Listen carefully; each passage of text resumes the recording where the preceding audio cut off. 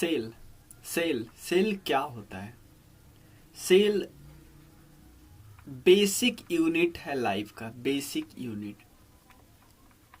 सबसे जब भी हम बात करते हैं तो हम बोलते हैं ना, जब हम लेवल ऑफ ऑर्गेनाइजेशन डिस्कस करते तो हम बोलते हैं सेलुलर लेवल, फिर टिश्यू लेवल, फिर ऑर्गन लेवल, फिर ऑर्गन सिस्टम लेवल।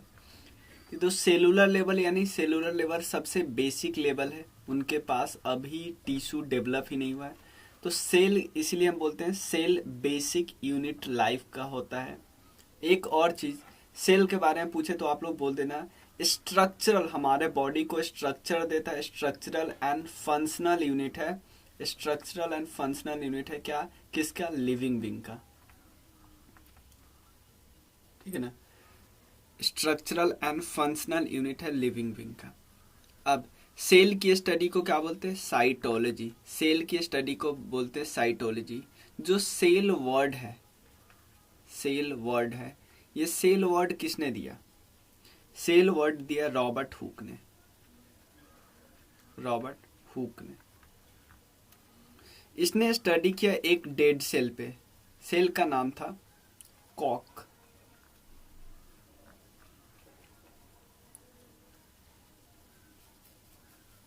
इस किस किताब में ये बात लिखी थी रॉबर्ट हुक ने? माइक्रोग्राफिया। माइक्रोग्राफिया एक किताब है, उस किताब में उन्होंने सेल के स्टडी की बात की थी, उसने यहाँ पे खोज निकाला था। ठीक है, ये तो हो गया। ये actually cork cell dead cell है, तो डेड सेल के बारे में ये पता लगाया, यानी सेल वर्ड तो इसने खोज दिया था। उसके बाद कुछ और लोग हैं जिन्होंने लिविंग सेल की खोज की, जिसका नाम था लेवेनहेक। लेवेनहेक। तो दो इंसान का नाम हमें यहाँ पे याद हो गया, एक तो रॉबर्ट हुक और एक है लेवेनहेक। ये सबसे पहले इसी ने किया। किताब का नाम भी हम थोड़ा ध्यान रख सकते हैं। और उसके बाद इसने डेड सेल पे खोजा, लेकिन लेवेनहेक ने कहाँ पे? लिविंग सेल के बारे में बताया, बैक्टीरिया, प्रोटोजोआ, इन सब में। इतना क्लियर है? सेल के बारे में बेसिक बेसिक बात हम धीरे धीरे डिस्कस करते जाएंगे। यहाँ पे 2-3 नाम आ गया है, उसके अलावा 2-3 नाम और है। देखो, सबसे पहले हमने रॉबर्ट हुक का नाम देख लिया, सेल फंक्शनल और स्ट्रक्चरल यूनिट है। और उसके अलावा हमने और किन का नाम देख लिया? और हमने नाम देख लिया जो लिविंग सेल देखते थे, ल्यूवेन हॉक। अब नाम देखते हैं कि न्यूक्लियस की खोज किसने की। न्यूक्लियस की खोज किसने की? ये है रॉबर्ट ब्राउन ने। Robert brown. ठीक है, उसके बाद आपसे पूछा जा सकता है प्रोटोप्लाज्म की खोज किसने की? प्रोटोप्लाज्म तो ये किया परकिंजी और वॉन मोल ने। परकिंजी और वॉन मोल ने। ठीक है ना, ये किसने की? किसकी खोज? प्रोटोप्लाज्म। प्रोटोप्लाज्म क्या होता है हम डिस्कस करेंगे भाई। उसके बाद फिर 1855 में रुडोल्फ बिरचॉ, क्या नाम था? रुडोल्फ बिरचॉ। क्योंकि तब तक खबर फैल गई थी कि प्रोटोप्लाज्म की खोज हो गई, न्यूक्लियस की खोज हो गई, लिविंग सेल की खोज हो गई, डेड सेल की खोज हो गई। जो रॉबर्ट हुक ने सबसे पहले सेल वर्ड बोलने से पहले इन्होंने सेलुला बोला था, तो सेलुला वर्ड बोला था इन्होंने, फिर वो बाद में सेल वर्ड बना। ठीक है, तो रॉबर्ट, जब यहाँ पे क्या खबर फैल गई थी कि भाई सेल बनता कैसे है, तो रुडोल्फ बिरचॉ ने बोला कि सेल जो होते हैं वो पुराने सेल से ही बनते हैं। New cell arise from the pre existing cell. ठीक है ना, इसमें कोई दिक्कत नहीं है। उसके बाद बात आती है सेल थ्योरी। सेल थ्योरी किसने दिया? सेल थ्योरी 1939 में दो बंदे थे, एक का नाम है सिजदन और एक का नाम है सिचवन। सिजदन और सिचवन, ठीक है ना, इन्होंने क्या दिया? सेल थ्योरी दिया। सेल थ्योरी दिया। क्लियर? अब सेल थ्योरी में क्या क्या बात कर रहे थे वो बात सब हम डिस्कस करते हैं। चलिए, सेल थ्योरी में उन्होंने बताया सबसे पहले जितने भी लिविंग ऑर्गेनिज्म है सब किसी न किसी सेल से ही बने हैं, ये तो नॉर्मल बात है। जितने भी लिविंग ऑर्गेनिज्म है ये किसी न किसी सेल से बने, लिविंग। उसके अलावा और क्या खबर फैली? और खबर फैली कि जो भी सेल बने हैं वो प्री एग्जिस्टिंग सेल से बनते हैं। ये तो रुडोल्फ विर्चो की बात को कॉपी कर दिया सिंपल। जितने सेल होते हैं सबका कोई ना कोई अपना फंडामेंटल स्ट्रक्चर होता है और कोई ना कोई मेटाबॉलिक रिएक्शन होता है, ये नॉर्मल बात है। सारे सेल में जो सेल होता है उसके अंदर न्यूक्लियस है, ध्यान देना, सारे सेल के अंदर न्यूक्लियस है और ये न्यूक्लियस अपने अंदर डीएनए को रखता है और डीएनए क्या कैरी करता है? Genetic information. जेनेटिक इंफॉर्मेशन समझ में है ना? हर सेल्स के अंदर न्यूक्लियस होता है, न्यूक्लियस के अंदर डीएनए होता है, डीएनए क्या करता है? जेनेटिक इंफॉर्मेशन को कैरी करता है। ये 5 बातें सेल थ्योरी देने वाले सिजदन और सिचवन ने दे दिया। तो अभी हमने 3-4 नाम देखे, नाम प्लीज याद रखिएगा। कौन? Robert Hooke, Leeuwenhoek, Robert Brown, Purkinje और वॉन मोहल, रुडोल्फ बर्चॉ, ये सब थोड़े से नाम डिफिकल्ट है, ठीक है। उसके बाद उसके बाद कुछ 2-3 चीज फैक्ट डिस्कस कर लेते हैं जो इवन प्रीवियस ईयर में आया हुआ है। ये इवन देखो, क्राउन इसलिए मुझे इतना बेस्ट लगता है क्योंकि जो चीज लूसेंट में नहीं दिया हुआ था, ये चीज सब, ये 3-4 चीज नहीं दिया हुआ था और ये मैंने अपने नोट्स में वहां से कॉपी किया। जब मैं प्रीवियस ईयर सॉल्व, जैसे मैं लूसेंट सॉल्व करता हूँ तो अपना नोट्स खोल लेता हूँ, वहाँ पे एक्स्ट्रा क्वेश्चन लगते तो मैं वहीं पे नोट कर लेता हूँ। तो मैं आपको पेज दिखा सकता हूँ, मैंने वहीं पे नोट कर रखे साइड में। तो साइड में क्या क्या दिया हुआ था कि सबसे स्मॉलेस्ट सेल किसका है? माइकोप्लाज्मा गैलेसेप्टियम। माइकोप्लाज्मा गैलेसेप्टियम। इसको एक और नाम देखते हैं, क्या बोलते हैं? प्लूरो न्यूमोनिया लाइक ऑर्गेनाइजेशन, इसीलिए इसको बोलते हैं PPLO। इसका साइज होता है 0.1 माइक्रोमीटर है। माइक्रोमीटर किसके बराबर होता है? 10⁻⁻6 मीटर के बराबर होता है। क्या नाम है इसको? Pleuropneumonia like organisation, PPLO। किसको? स्मॉलेस्ट। सबसे लॉन्गेस्ट सेल जो होता है ह्यूमन बॉडी में वो है न्यूरॉन्स। न्यूरॉन्स, ठीक है ना। और न्यूरॉन्स को हम एक्चुअली नर्व सेल भी बोलते हैं, नर्व सेल्स, ठीक है। जर्म प्लाज्म थ्योरी किसने दिया तो मैं पता चल ही गया, ठीक है। और सबसे लार्जेस्ट सिंगल सेट किसका होता है? ऑस्ट्रिच के अंडे का। इसका साइज होता है लगभग 170 mm × 135 mm, इतने का होता है, तो थोड़ा सा ज्यादा साइज का होगा। क्लियर? कोई दिक्कत नहीं इसमें। अब बात हम करते हैं कि सेल के टाइप्स की बात करते हैं। Types of cell, types of cell. तो हम सबसे पहले किसके बेसिस पे करते हैं? 2 टाइप्स हम करेंगे। बेसिस करेंगे नंबर के बेसिस पे और एक हम करेंगे स्ट्रक्चर ऑफ न्यूक्लियस के बेसिस पे। जब स्ट्रक्चर ऑफ न्यूक्लियस के बेसिस पे करेंगे ना तो नीचे वाले पेज में यूकैरियोट प्रोकैरियोट डिस्कस करेंगे। लेकिन जब हम टाइप्स ऑफ सेल करेंगे नंबर के बेसिस पे, नंबर, तो दो आ जाएगा। एक आ जाएगा यूनिसेलुलर, एनिसेलुलर, और एक आ जाएगा मल्टी सेलुलर, मल्टीसेलुलर, ठीक है ना। तो यूनिसेलुलर में वो होते हैं जो बहुत से छोटे छोटे प्लांट होते हैं, स्मॉल प्लांट और एनिमल, जो सिर्फ एक सिंगल सेल से बने होते हैं, सिंगल सेल। एग्जाम्पल बता दीजिए। एग्जाम्पल है बैक्टीरिया, एग्जाम्पल है, नेक्स्ट एग्जाम्पल है ईस्ट, फिर अमीबा, ठीक है। ये है यूनिसेलुलर, प्लीज याद रखिएगा। अब हम बात करते हैं मल्टी सेलुलर। मल्टी सेलुलर के एग्जाम्पल है जो मेजॉरिटी जो न्यूमरस सेल से बने होते हैं, जैसे एग्जाम्पल है अर्थवॉर्म, फ्रॉग, बाकी सारे हो गए, मैन, सब कुछ। चलिए, तो ये तो हुआ कि on the basis of number. अब नेक्स्ट हम डिस्कस करेंगे क्या डिस्कस करेंगे? On the basis of structure of nucleus. Structure of nucleus के बेसिस पे दो पार्ट में डिवाइड किया गया है सेल्स को। एक को हम बोलते हैं यूकैरियोटिक सेल और दूसरे को बोलते हैं प्रोकैरियोटिक सेल। Eukaryotic, prokaryotic.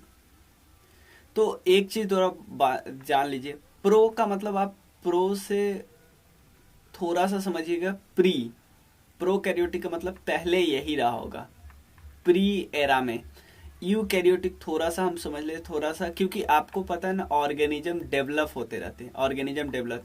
तो ये पहले वाला है और ये नया वाला है, बस इतना समझिए, प्रोकैरियोटिक और यूकैरियोटिक, ध्यान से समझिएगा। तो प्रोकैरियोटिक यूकैरियोटिक है। जो प्रोकैरियोटिक में सबसे पहले पहला डिफरेंस क्या होता है? प्रोकैरियोटिक में अपना कोई वेल डिफाइंड न्यूक्लियस नहीं होता है, ध्यान देना। प्रोकैरियोटिक में अपना कोई वेल डिफाइंड न्यूक्लियस नहीं होता है। जैसे आप यहाँ पे न्यूक्लियस देख रहे हो ना यूकैरियोटिक में, प्रोकैरियोटिक में ऐसा कुछ न्यूक्लियस दिखा नहीं, तो न्यूक्लियस नहीं होता है। तो आप बोलोगे भैया न्यूक्लियस नहीं होता है तो इनका जेनेटिक इन्फॉर्मेशन कहाँ पे कॉपी रहता है? जेनेटिक इन्फॉर्मेशन इनका मिल जाता है यहीं पे साइटोप्लाज्म में। साइटोप्लाज्म हम सब डिस्कस करेंगे क्या होता है, सब डिस्कस करेंगे। उसके अलावा एक और डिफरेंस है प्रोकैरियोटिक्स में, जो सेल वॉल होता है ना, पहला तो हमने क्या देख लिया कि इसमें न्यूक्लियस है ही नहीं, और जो प्रोकैरियोटिक में जो आपको आउटर साइड में सेल वॉल बना दिखता है, प्रोकैरियोटिक में पहले वाले में, वो किस चीज से बना होता है? पेप्टिडोग्लाइकन से बना होता है। लिख लीजिए, पेप्टिडोग्लाइकन। क्लियर? अब इसको एक और नाम देते हैं पेप्टिडोग्लाइकन्स, या इसको हम बोलते हैं मुरेन, और MUREIN। आप बोलोगे पेप्टिडोग्लाइकन्स और मुरेन हमें समझ नहीं आया, क्या है ये? पेप्टिडोग्लाइकन्स और मुरेन एक्चुअली एक पॉलीमर है। पॉलीमर होगा तो इसका मतलब कुछ ना कुछ मोनोमर होगा, मोनोमर होगा। तो किस चीज का पॉलीमर है? ऐसा पॉलीमर है जिसमें आपको मिलेंगे sugar amino acid, sugar amino acid, ठीक है। और ये सब मिलके एक स्ट्रक्चर बना लेते हैं जिसको हम बोलते हैं पेप्टिडोग्लाइकन, जो कि प्लाज्मा मेम्ब्रेन है ना, इसके बाहर प्लाज्मा मेम्ब्रेन, ध्यान देना, प्लाज्मा मेम्ब्रेन है ना, ये इसके बाहर एक लेयर बना लेते हैं जिसको हम क्या बोलते हैं? Cell wall. तो भाई ये प्रोकैरियोटिक में है, इसका मतलब किस में बनाता हूँ? बैक्टीरिया में वगैरह बनाने में बताता हूँ मैं, समझ में है ना, बैक्टीरिया। क्योंकि प्रोकैरियोटिक कौन कौन है? बैक्टीरिया वगैरह है, ईस्ट है, अमीबा है, ये सब। क्लियर? ठीक है। तो यहाँ पे हमने देखे कि सेल वॉल के नीचे प्लाज्मा मेम्ब्रेन होते हैं। सेल वॉल किस चीज से बना होता है? उसके बाद जो सेल मेम्ब्रेन होते हैं, यानी प्लाज्मा मेम्ब्रेन को सेल मेम्ब्रेन भी बोलते हैं, इनके पास एक्चुअली होता क्या है? रेस्पायरेटरी एंजाइम होता है। बहुत इंपॉर्टेंट, सिंपल आपसे पूछेगा प्रोकैरियोटिक सेल्स का जो रेस्पायरेटरी पूछे हुआ है, ये एंजाइम कहाँ होता है? तो ये होता है सेल मेम्ब्रेन में। और इसके अंदर जो आपको दिख रहा है ना साइटोप्लाज्म, क्या होता है मैं बताता हूँ। ये सेल है, सेल के अंदर जितने भी लिक्विड पार्ट होते हैं ना, सिर्फ आप न्यूक्लियस वाले को छोड़ दो, न्यूक्लियस और उसके अंदर के लिक्विड को छोड़ दो, तो ये बाहर के सारे लिक्विड को हम बोलते हैं साइटोप्लाज्म।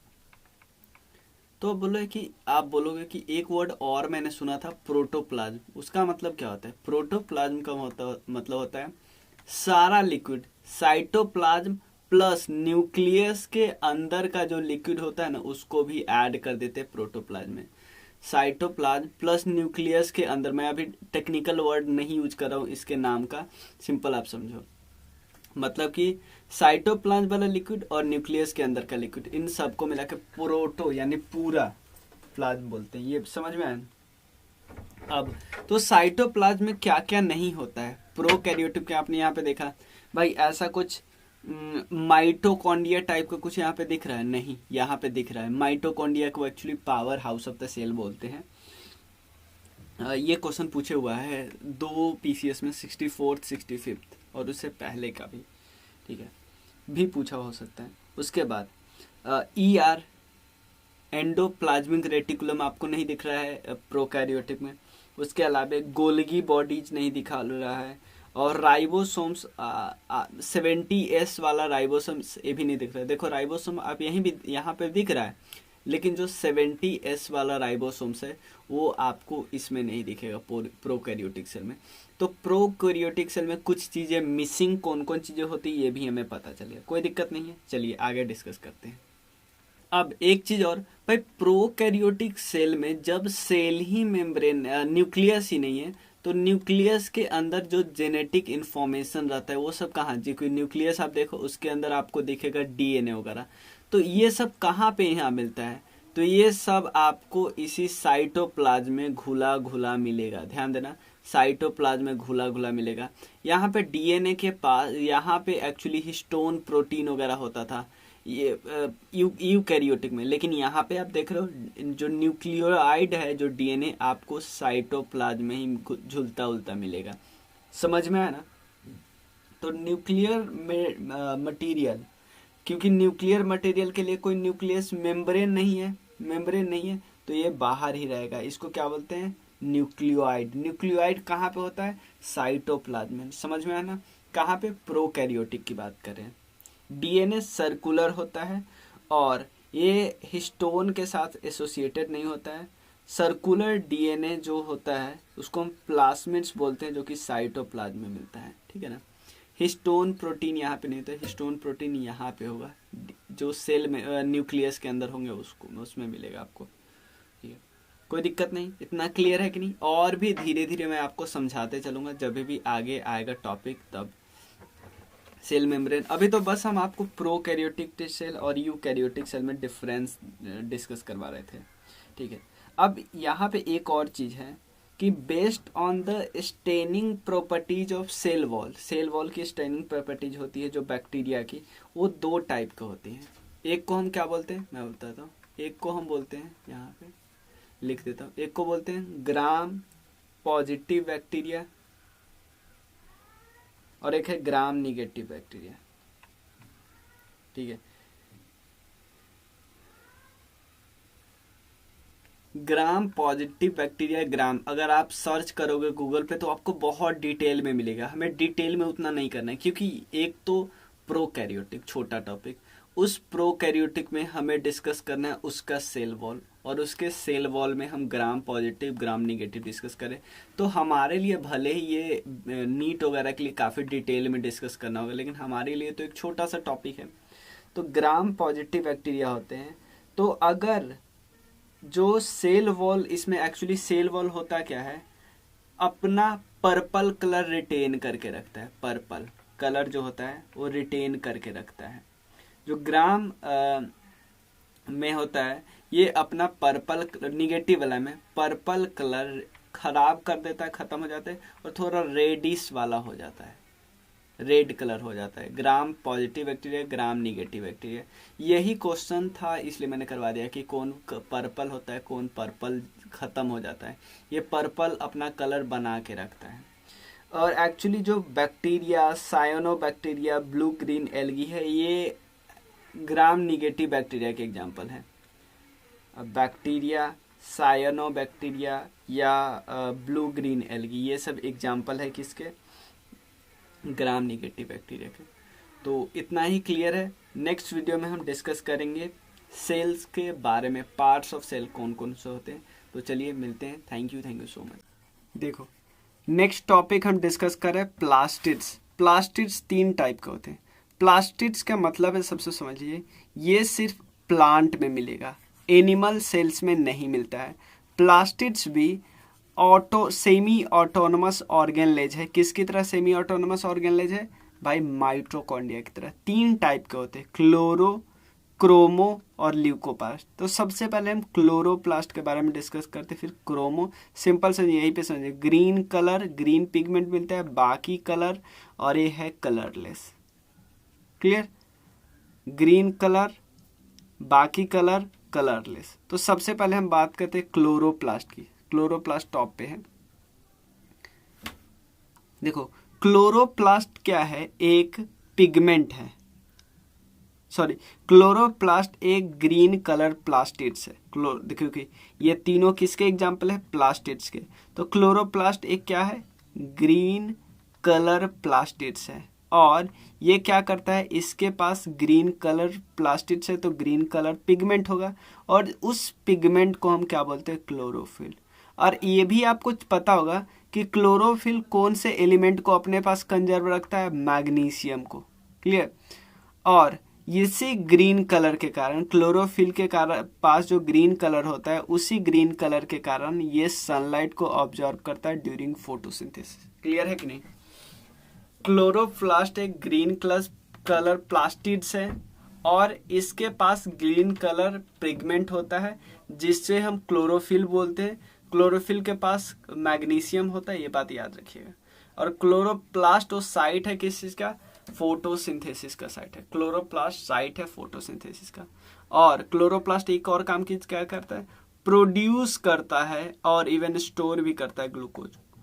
चलिए नेक्स्ट है क्रोमोप्लास्ट। ये कई कलर के प्लास्टिड्स होते हैं, ठीक है ना। ये मेजॉरिटी आपको कहाँ मिलेंगे? फ्लावर के पीटल्स वाले पार्ट में, पीटल्स या फ्रूट में मिलेंगे। पीटल्स वाला पार्ट में या फ्लावर का जो पीटल्स वाला पार्ट होता है या फ्रूट होता है उसमें ये मिलता है, ठीक है। अब इससे क्या होता है? कलरफुल होने से क्या होता है? कलरफुल होने से इंसेक्ट को अट्रैक्ट करते हैं और जिसके कारण इससे पॉलिनेशन होता है, पॉलिनेशन। तो आपसे क्वेश्चन पूछेगा कि पॉलिनेशन में कौन सा सेल का पार्ट सहायता प्रदान करता है? तो आप बोलना प्लास्टिड्स। प्लास्टिड्स में भी खासकर कौन सा प्लास्टिड्स? क्रोमोप्लास्ट, जो अलग अलग कलर का होता है, खास कर प्रेजेंट होता है पीटल्स में और फ्रूट में, ठीक है। और पॉलिनेशन में मदद करता है, ये बात याद रखिएगा, ठीक है। और एग्जाम्पल कुछ ले लेते हैं। लाइकोपिन, टोमेटो के अंदर जो लाइसोपिन होता है, लाइसोपिन। कैरोटीन प्रेजेंट होता है कैरेट में। उसके अलावे चिलीज में प्रेजेंट होता है कैप्सेनीथीन, ठीक है ना। ये सब अलग अलग नाम है। Carotenoid red, orange and yellow pigment होते हैं। फ्लावर एंड फ्रूट में प्रेजेंट होते हैं, समझ में ना। तो कुछ के नाम है, जैसे हम क्या बोलते हैं? टोमेटो में जो प्रेजेंट होता है उसको बोलते हैं लाइसोपिन, टोमेटो वाले प्लास्टिड्स का, क्योंकि कलर अलग अलग होता है ना टोमेटो वाले का। कैरेट में होता है कैरोटीन, और उसके बाद होता है कैप्सेनीथीन चिलीज में, कैप्सेनीथीन। ल्यूकोप्लास्ट की बात करें, ल्यूकोप्लास्ट एक कलरलेस होता है, कोई भी पिगमेंट नहीं रहता है और इसका काम होता है स्टोर करना स्टार्च। इसमें क्या स्टोर रहता है?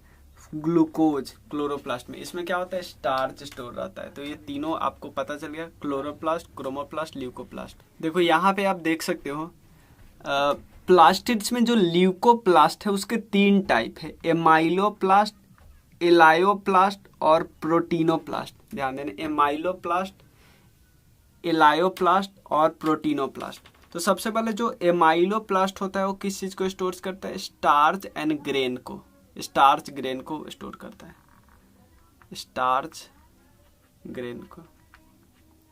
जैसे एग्जांपल क्या है? जो पोटैटो ट्यूबर्स होते हैं ना उसमें ये मिलता है एमाइलोप्लास्ट। एलायोप्लास्ट, एलायोप्लास्ट ये क्या स्टोर करता है? लिपिड्स और ऑयल को।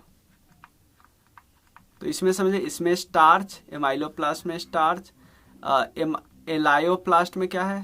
फैट और इसमें क्या है? प्रोटीनो नाम से पता चलता है, प्रोटीन। तो तीनों याद रखिए, एमाइलो में स्टार्च, एलायो में फैट और प्रोटीनोप्लास्ट में प्रोटीन। ये कहाँ पे मिलता है? रूट में और अंडरग्राउंड स्टीम में मिलता है, और इवन फैटी एसिड या एमिनो एसिड का सिंथेसाइज भी करता है, ठीक है ना। तो इन तीनों के बारे में पता चल गया। नाम हम थोड़ा एक एक एग्जांपल देख सकते हैं। एमाइलोप्लास्ट कहाँ पे मिलता है? पोटैटो का जो ट्यूबर्स होता है ना, पोटैटो ट्यूबर्स, वहां पे। एलायोप्लास्ट आपको कहाँ मिलेगा? लिपिड्स और ऑयल में। तो एक कैस्टर एंडोस्पर्म में, एंडोस्पर्म। और एलोरोप्लास्ट कहाँ मिलता है? इल्यूरीन सेल में मिलता है, जो मेज का ग्रेन होता है।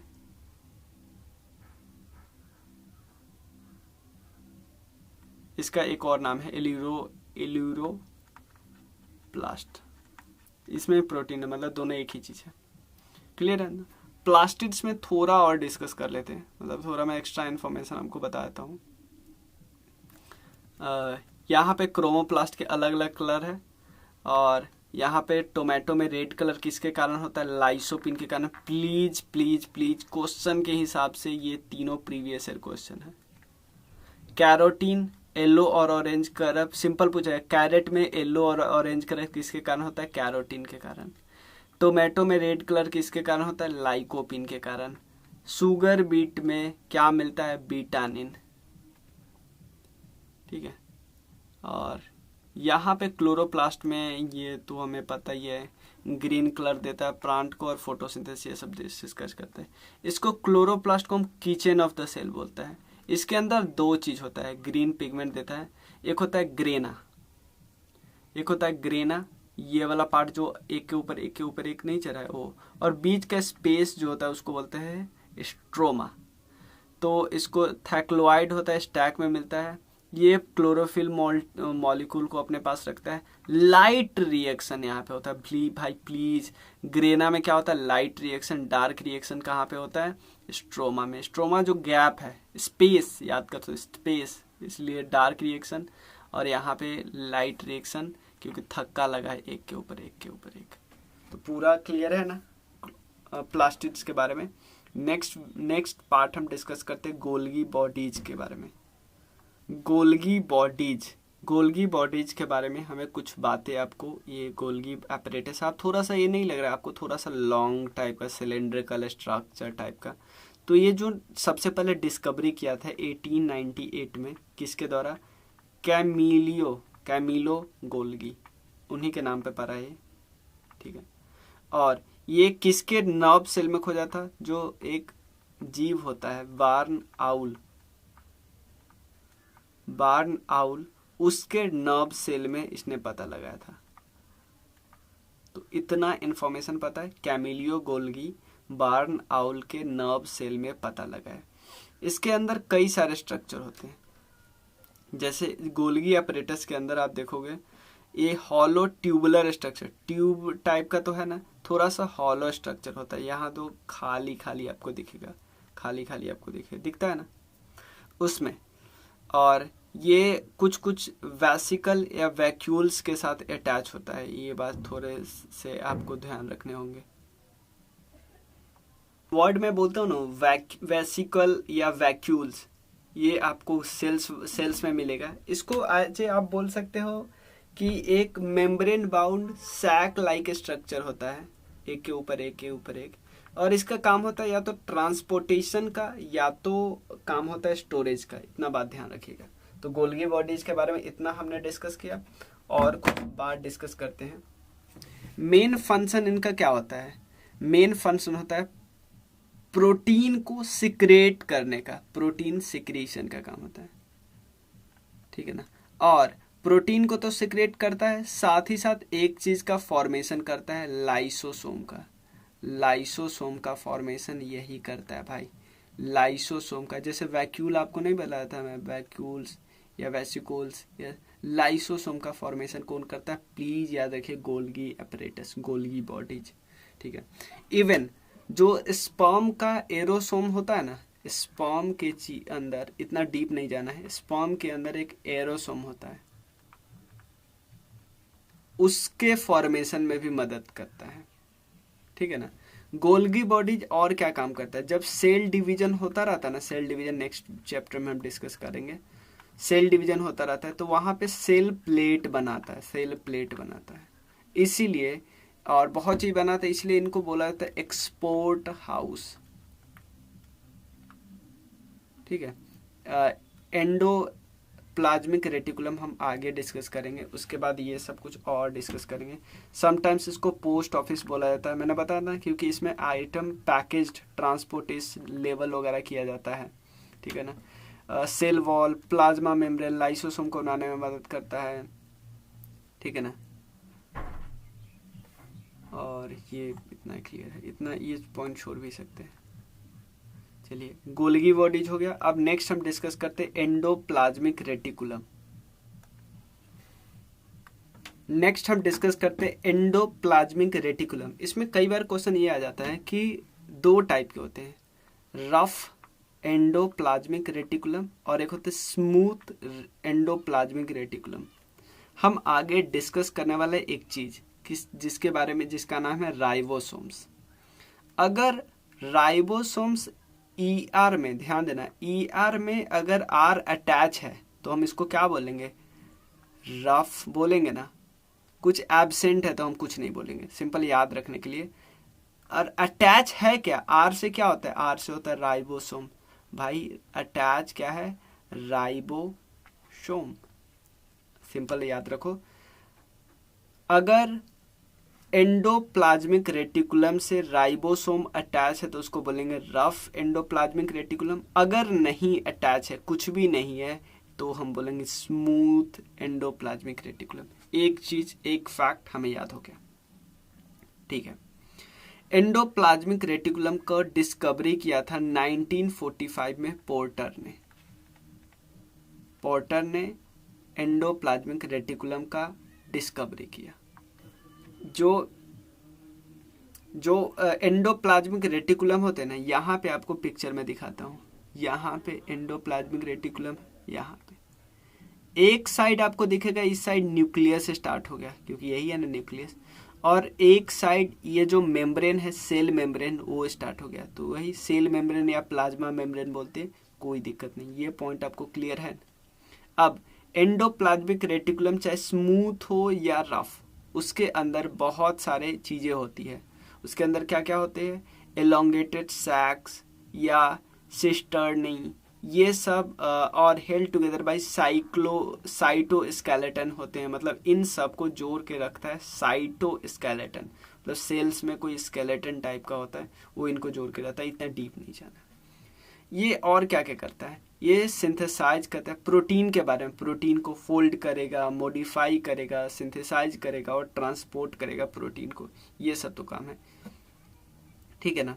तो सिर्फ प्रोटीन को नहीं यार, प्रोटीन के साथ इवन फैट को भी करता है। याद रखिए, प्रोटीन के अलावा फैट को भी करता है। तो ये क्या काम करता है, ये एज ए सपोर्टिंग नेटवर्क काम किया। सपोर्टिंग नेटवर्क, यहाँ पे the endoplasmic process molecule within a cell are help transport, यहाँ पे मैंने लिखा ना, ट्रांसपोर्ट प्रोटीन और फैट को टू द फाइनल डेस्टिनेशन के पास पहुंचाता है। क्लियर। एक चीज और इसके बारे में लिखना है कि ये तो ट्रांसपोर्टेशन वाला काम तो है ही, इवन ये सेग्रीगेशन के काम करता है। सेग्रीगेशन का मतलब होता है अलग अलग कर देना। इसको एंडोप्लाज्मिक रेटिकुलम को आप सेग्रीगेशन अपैरेटस भी बोलते हैं। किस चीज का सेग्रीगेशन करता है, जो साइटोप्लाज्म हमने देखा था ना, साइटोप्लाज्म क्या होता है, सेल के अंदर जो लिक्विड वाला पार्ट होता है उसको साइटोप्लाज्म बोलते हैं। भाई ये न्यूक्लियस के अंदर वाला लिक्विड होता है उसको अलग नाम देते हैं, लेकिन जो न्यूक्लियस के बाहर वाला लिक्विड पार्ट होता है उसको साइटोप्लाज्म देते हैं। तो एंडोप्लाज्मिक रेटिकुलम का क्या काम है, जो ये साइटोप्लाज्म जो होते हैं ना, उसको चैम्बर्स में डिवाइड करता है अलग अलग, ठीक है ना। तो दो चीज का काम करता है इसका, एक तो ट्रांसपोर्टेशन का काम है कि भाई डेस्टिनेशन पे पहुंचा दो प्रोटीन को, फैट को। उसके अलावा इसके दो टाइप होते हैं, वो याद कर लिया। और उसके बाद ये डिवाइड वाला काम करता है, वो भी हमने डिस्कस कर लिया। नाम किसने दिया, डिस्कवरी किसने किया, ये भी याद कर लिया, पोर्टर। तो इसके अलावा कुछ बच नहीं जाता है। और इसका लोकेशन कहाँ पे होता है, एक तरफ पे सेल मेम्ब्रेन और दूसरे तरफ न्यूक्लियस, बीच में ये चिपका पड़ा रहता है, ठीक। तो एंडोप्लाज्मिक रेटिकुलम हो गया। अब क्वेश्चन उठता है कि हमने अभी बताया था कि एंडोप्लाज्मिक रेटिकुलम दो टाइप के होते हैं। एक होते हैं रफ। रफ कब होता है, जब कोई अगर मतलब ऐसे स्मूथ है, इस पे आप कुछ किसी चीज को अटैच कर दो तो रफ थोड़ा नहीं दिखेगा।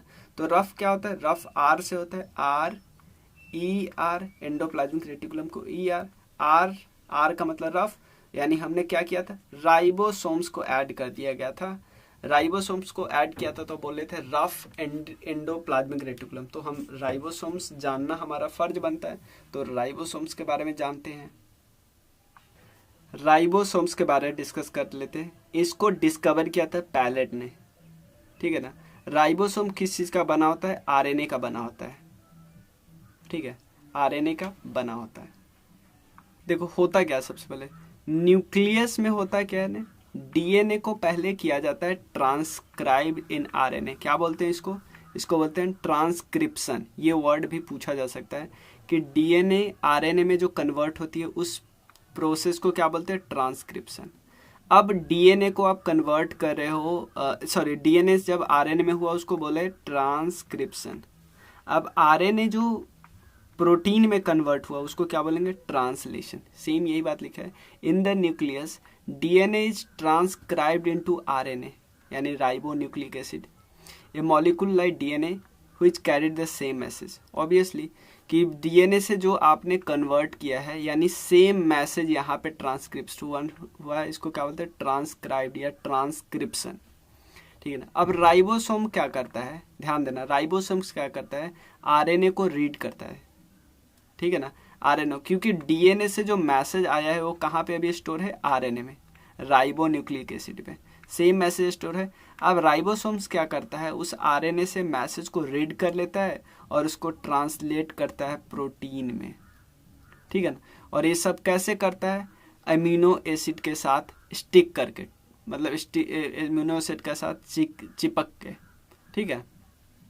किस ऑर्डर में चिपका रहता है अमीनो एसिड से? जो ऑर्डर आरएनए डिसाइड करती है। सिंपल है, सिंपल समझो ना कि यहाँ पे आप याद कर सकते हो कि राइबोसोम मदद करता है आरएनए से मैसेज को ट्रांसलेट करने में, प्रोटीन, आरएनए से जो मैसेज है उसको ट्रांसलेट करने में टू प्रोटीन, इसमें राइबोसोम मदद करता है। कुछ राइबोसोम को हमने बताया था ना कि ये एंडोप्लाज्मिक रेटिकुलम से जब अटैच हो जाता है तो हम रफ एंडोप्लाज्मिक रेटिकुलम बोलते हैं, लेकिन बाकी अलग रहता है, फ्रीली घूमता है। भाई फ्रीली घूमेगा तो घूमेगा कहाँ? साइटोप्लाज्म में घूमेगा ना। तो यहाँ पे लिखा हो सम राइबोसोम्स, ये साइटोप्लाज्म में वैसे ही फ्लोट करता रहता है, कुछ चिपक जाता है एंडोप्लाज्मिक रेटिकुलम के साथ। तो राइबोसोम्स के बारे में हमने सारा कर लिया, लेकिन अब एक चीज और डिस्कस करना है राइबोसोम्स के बारे में।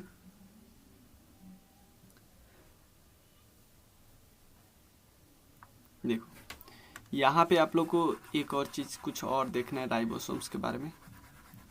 राइबोसोम्स यहाँ पे हम देख रहे थे तो वहाँ एक तरफ था आरएनए और एक तरफ था प्रोटीन, था ना। तो ये बना किस किस चीज से है? एक तरफ है आरएनए और एक तरफ है प्रोटीन, दोनों का 1:1 रेशियो लेंगे तो इससे बनेगा राइबोसोम्स, ठीक है। और राइबोसोम्स एनिमल सेल में भी मिलता है, प्लांट सेल में भी मिलता है, बट आरबीसी में प्रेजेंट नहीं होता है, रेड ब्लड सेल में प्रेजेंट नहीं होता है। अगर राइबोसोम्स ग्रुप में मिलेगा तो आप उसको क्या बोलेंगे? बोल देंगे पोली राइबोसोम्स या पोलीसोम्स भी बोल देते हैं, कोई दिक्कत नहीं। अब राइबोसोम्स दो टाइप का होता है, एक जो प्रोकैरियोट में मिलते हैं, एक होता है यूकैरियोट में मिलते हैं। प्रोकैरियोट वही था ना जो हमने देखा था जिसमें न्यूक्लियस मेम्ब्रेन नहीं होता है।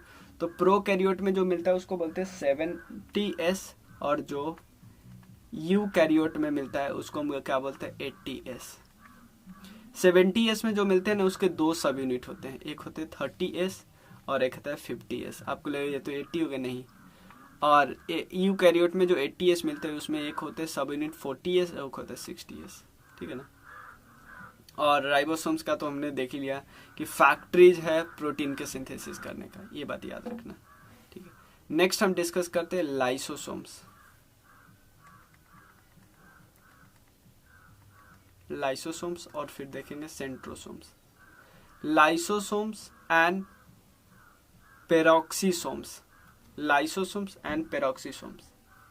लाइसोसोम्स को डिस्कवर किसने किया था? डी डुबे इसने डिस्कवर किया था लाइसोसोम्स। यहाँ पे आपको पिक्चर दिखेगा, ठीक है ना, लाइसोसोम्स। लाइसोसोम आप एक थोड़ा सा गोल सा स्ट्रक्चर, आपको नहीं लगता है साइटोसोम में घूमता रहता है? ये एक सैक लाइक स्ट्रक्चर होता है और ये ऐसे ऐसे करके, और वो सिंगल मेम्ब्रेन एक स्ट्रक्चर है, उसके चारों तरफ सिंगल मेम्ब्रेन है और ये हाइड्रोलिटिक एंजाइम को कंटेन करता है, हाइड्रोलिटिक एंजाइम, ठीक है। इंट्रासेलुलर डाइजेशन में मदद करता है, इंट्रासेलुलर डाइजेशन में मदद करता है इसको। ये इवन इंटायर सेल को डाइजेस्ट कर सकता है, इसीलिए इसका नाम सुसाइडल बैग है। ये प्रीवियस क्वेश्चन में पूछा हुआ है कि सुसाइडल बैग हम किसको बोलते हैं, लाइसोसोम्स को। उसके अलावा आरबीसी में नहीं मिलता है, ठीक है ना। और या लाइसोसोम, पेरोक्सियोम, ये दोनों एसेंशियली बैग है एंजाइम का। लाइसोसोम जो है वो उसमें कंटेंट होता है एंजाइम और लार्ज मॉलिक्यूल को ब्रेक करते हैं, और even old part of the cell होते हैं और फॉरेन मटेरियल को। सिंपल, इसके पास अगर कोई फॉरेन मटेरियल आया, बाहर का मटेरियल आया, तो उसको भी क्या करते हैं, तोड़ देते हैं, ठीक है ना। इवन टॉक्सिक मटेरियल को, पेरोक्साइड को, ये सबको तोड़ देंगे। तो पर ऑक्सीसोम्स या क्या करेंगे, ये टॉक्सिक मटेरियल को भी डिस्ट्रॉय कर देते हैं और पर ऑक्साइड को भी डिस्ट्रॉय कर देते हैं। लाइसोसोम क्या करेंगे, ओल्ड पार्ट को, ये सबको कर देंगे, ठीक है ना। दोनों डिस्कस कर लिए ना।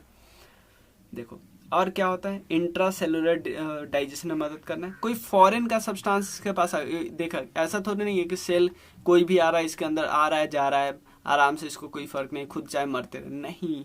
बाहर का फॉरेन मटेरियल जैसे ही आएगा ना, तो ये उसको मार देता है, सेल डिवीजन में मदद करता है। इसीलिए इसको हम क्या नाम देते हैं, एक तो नाम देते हैं सुसाइडल बैग, और एक और चीज बहुत इंपॉर्टेंट, कभी कभी क्या होता है, जो सुसाइडल बैग की तरह हुआ क्या, बाहर की चीजें आएगा उसको, या कोई भी खराब चीज रेसिड्यू आया वो इसके पास आ जाता है, मतलब बचा खुचा चीज। तो ऐसे ही आते आते इसको क्या होता है, बहुत सारा चीज, बहुत सारा रेसिड्यूअल चीज, मतलब बचा खुचा चीज इसके पास आके एक्यूमुलेट होते जाते हैं लाइसोसोम्स के बाद। ध्यान देना, जुड़ते जाते हैं। एक्यूमुलेशन के कारण एक बीमारी हो जाती है, जिस बीमारी को नाम बोलते हैं पॉम्पे डिजीज, पॉम्पी डिजीज, ठीक है ना। पॉम्पी डिजीज कब होता है, लाइसोसोम्स जो कि एक सुसाइडल बैग है, कभी कभी क्या करते हैं, फॉरेन पार्ट को ये बहुत बार इकट्ठा करते करते बहुत सारा रेसिडुअल पार्ट यहाँ पे बच जाता है, और बहुत सारे रेसिडुअल पार्ट यहाँ पे आ जाते हैं, और रेसिडुअल पार्ट आने के कारण कभी कभी बीमारी हो जाती है, जिसको क्या बोलते हैं, जिसको बोलते हैं पॉम्पे डिजीज, ठीक है। नेक्स्ट हम टर्म डिस्कस करते हैं सेंट्रोसोम।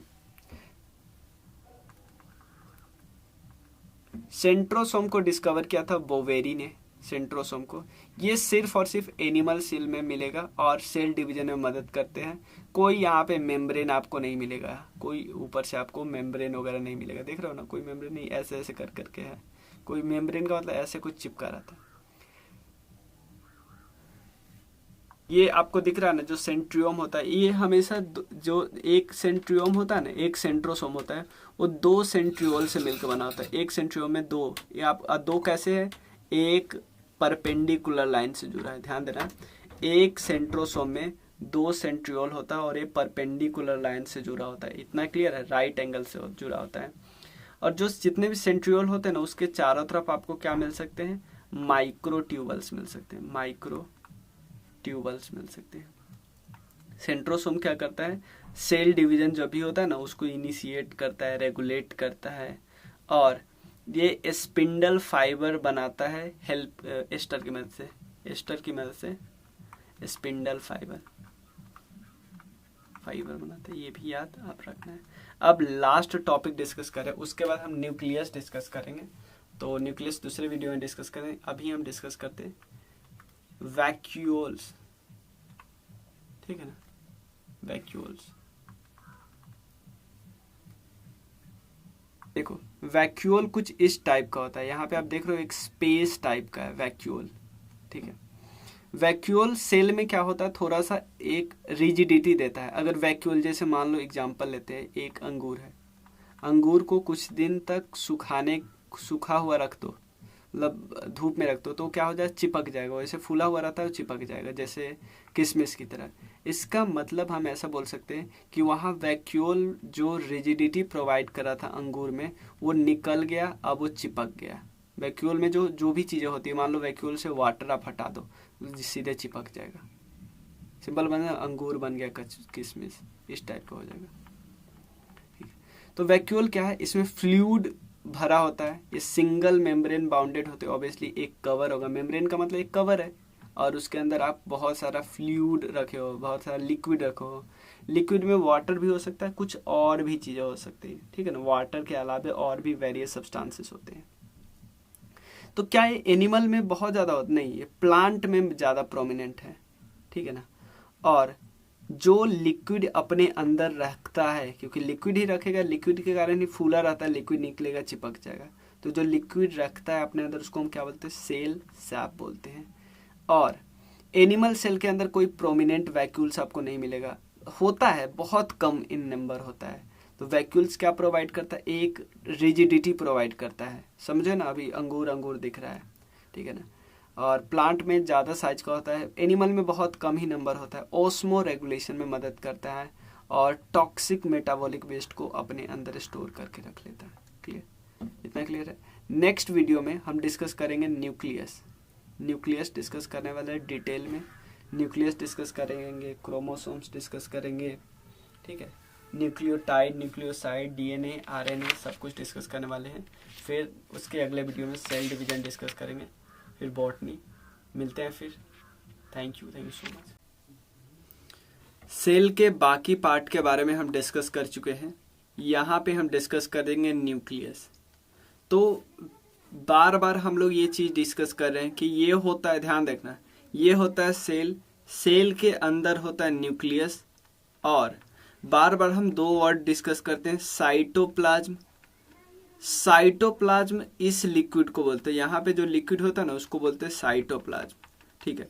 ये वाला लिक्विड और न्यूक्लियस के अंदर जो लिक्विड होता है, ये दोनों लिक्विड को साथ मिला के कौन सा वर्ड बोलते हैं, प्रोटोप्लाज्म।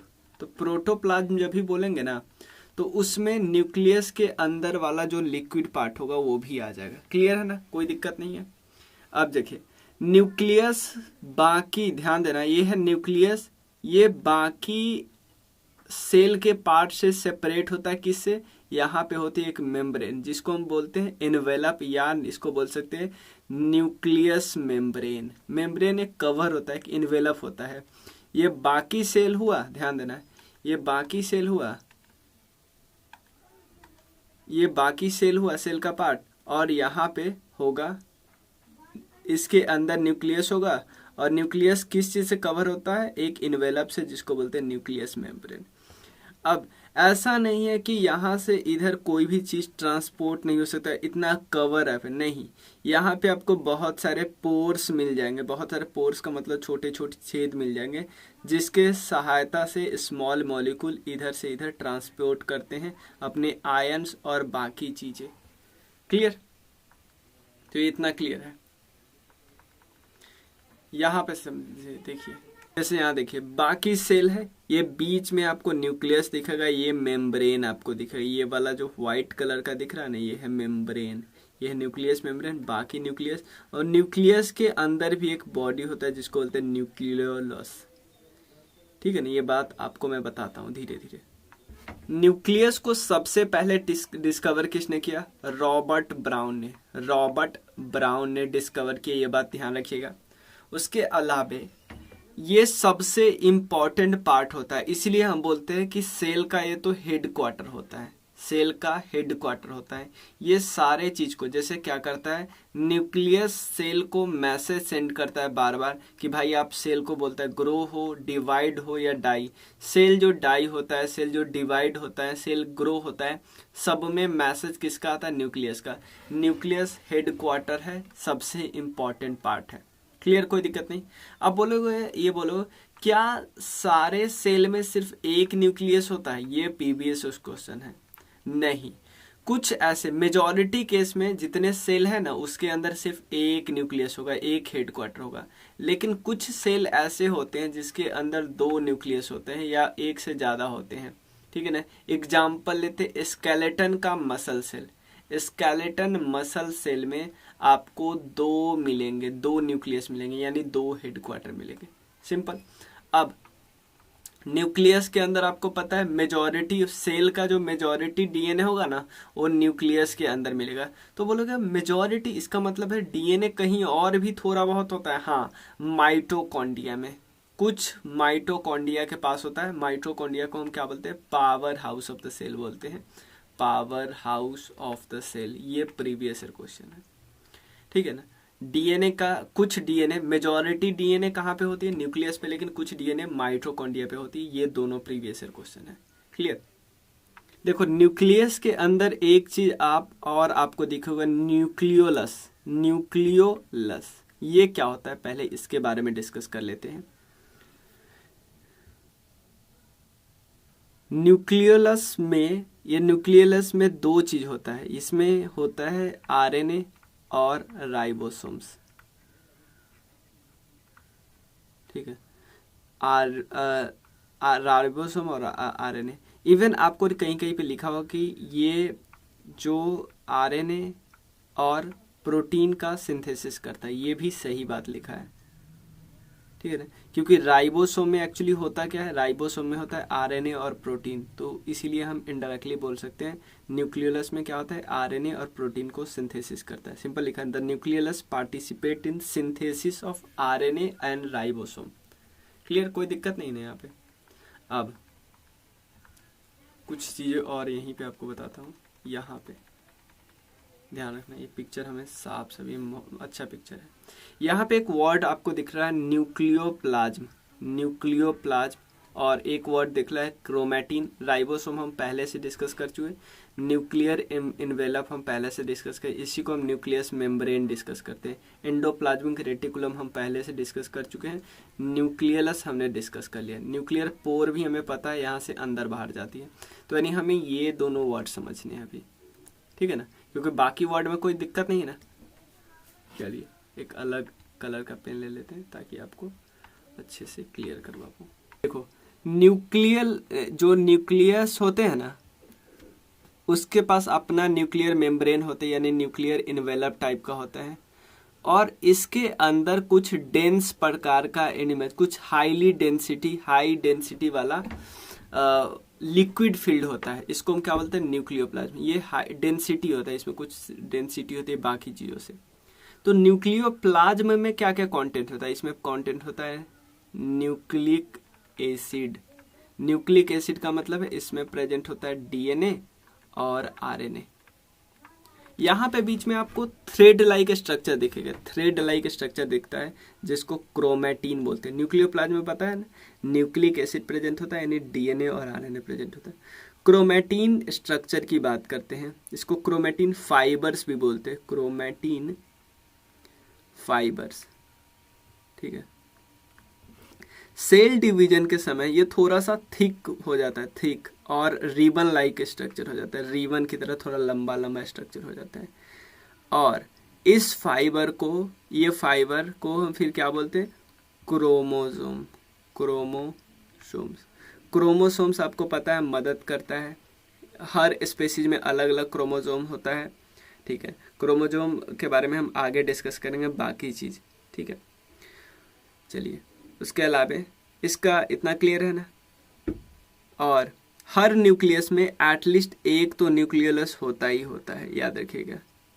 और न्यूक्लियोलस कहाँ काम करता है ये भी हमने डिस्कस कर लिया। अब पीछे देखा कि ये synthesis of RNA and ribosome को सिंथेसिस में मदद करता है, आरएनए या प्रोटीन भी बोल सकते हैं, ठीक है। क्योंकि राइबोसोम्स में आरएनए और प्रोटीन होता है, तो आप ये डायरेक्टली ऐसे बोल सकते हैं ना, आरएनए प्रोटीन, ठीक है।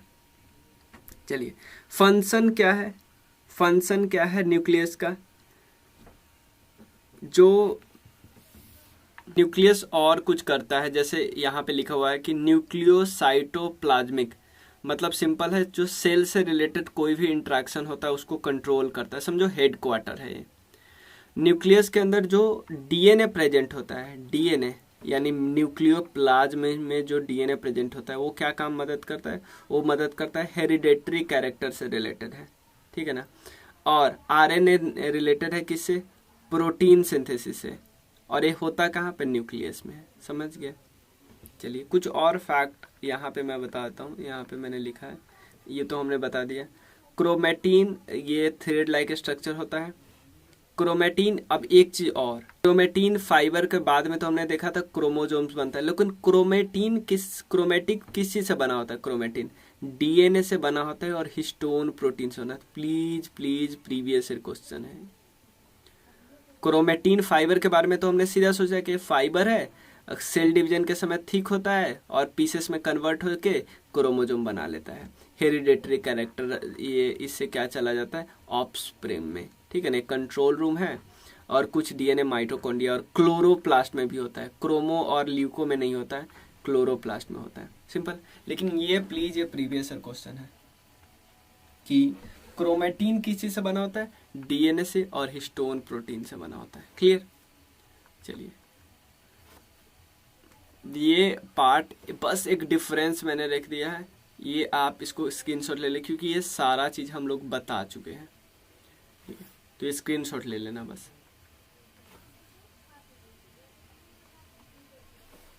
ये कुछ चीजें मुझे लगी जो प्रीवियस ईयर क्वेश्चन में है, उसको डालने के किसी टॉपिक में एडजस्ट नहीं हो रहा था। सेल में टर्गिडिटी आ जाती है किसके कारण, एंड ऑस्मोसिस के कारण। ये सिंपल पूछा हुआ था क्वेश्चन कि सेल में टर्गिडिटी क्यों आ जाती है, तो ये प्रोसेस होती है एंडोस्मोसिस के कारण। ठीक है ना। और जो इम्बाइबिशन का जो प्रोसेस होता है, उस प्रोसेस में डिफ्यूजन भी हो जाते हैं, कैपिलरी एक्शन भी होता है। कैपिलरी एक्शन का मतलब क्या होता है, कैपिलरी एक्शन का मतलब होता है पूलिंग फोर्स। सिंपल है, एग्जाम्पल ले लेते हैं, पानी कहीं गिरा हुआ है, यानी पानी गिरा हुआ है, आप उस पर नेपकिन डालते हो तो पानी नेपकिन में सूख जाता है, आके इसमें चिपक जाता है। इस पूलिंग फोर्स को बोलते हैं कैपिलरी फोर्स एक्शन। ठीक है ना। तो इम्बाइबिशन में कैपिलरी एक्शन भी आता है, लेकिन साथ में साथ डिफ्यूजन भी आता है। ये कब होता है, जब हाई कॉन्सेंट्रेशन में कोई चीज है वो उस तरह माइग्रेट हो जाता है जिधर लो कॉन्सेंट्रेशन है। सिंपल है, आप पानी क्या यहाँ पे ढालोगे, पानी गिराओगे तो किधर जाएगा, इधर जाएगा जिधर पानी नहीं है। ठीक है ना, ये बात है। तो इम्बाइबिशन का जो प्रोसेस है उसमें डिफ्यूजन भी आता है, कैपिलरी एक्शन भी हो सकता है। अगर अपना सेल का वॉल्यूम इंक्रीज हो जाएगा, कब, जब आप इसको हाइपोटोनिक सॉल्यूशन में डालोगे। ठीक है। हाइपोटोनिक सॉल्यूशन क्या होता है, जिसमें जो पार्टिकल होते हैं कम डिजॉल्व होते हैं, जैसे सॉल्ट या अदर इलेक्ट्रोलाइट जो कि नॉर्मल सेल्स और ब्लड में मिलते हैं ना, उससे कम प्रेजेंट होते हैं। ये हाइपोटोनिक सॉल्यूशन कब डालते हैं, जब आप नहीं देखते हो कि आप कोई पेशेंट रहता है उसको डॉक्टर पानी चढ़ाता है, वो यही हाइपोटोनिक सॉल्यूशन है। ठीक है ना।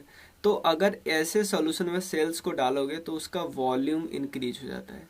फ्रेश एक को अगर आप सॉल्टी वाटर में डालोगे तो फ्लोट करने लगेगा। तो प्लीज जब आपको अंडा उबालना हो तो कभी भी उसमें सॉल्ट डाल लेना, तब उबालना मत, क्योंकि उबलेगा ही नहीं, क्योंकि ये ऊपर तैरता रहेगा।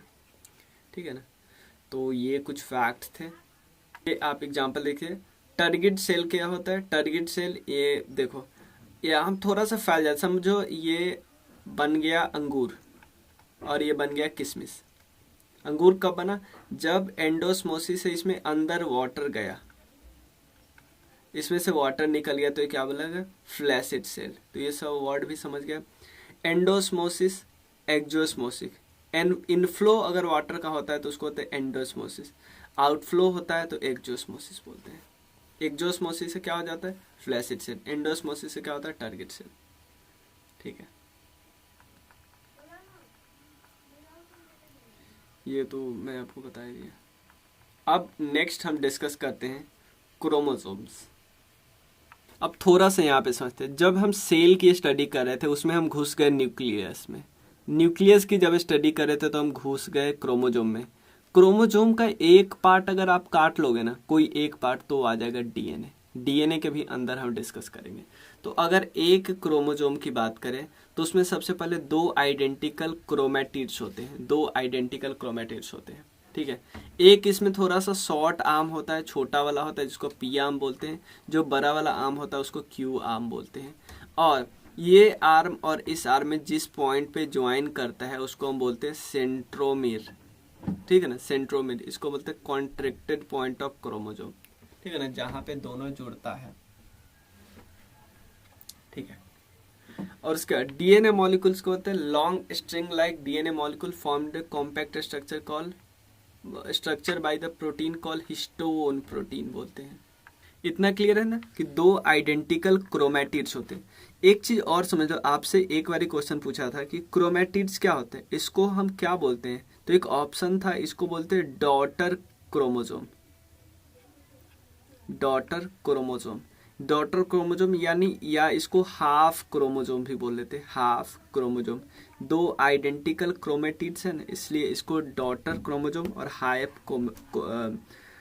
क्रोमोजोम भी बोलते हैं। ठीक है।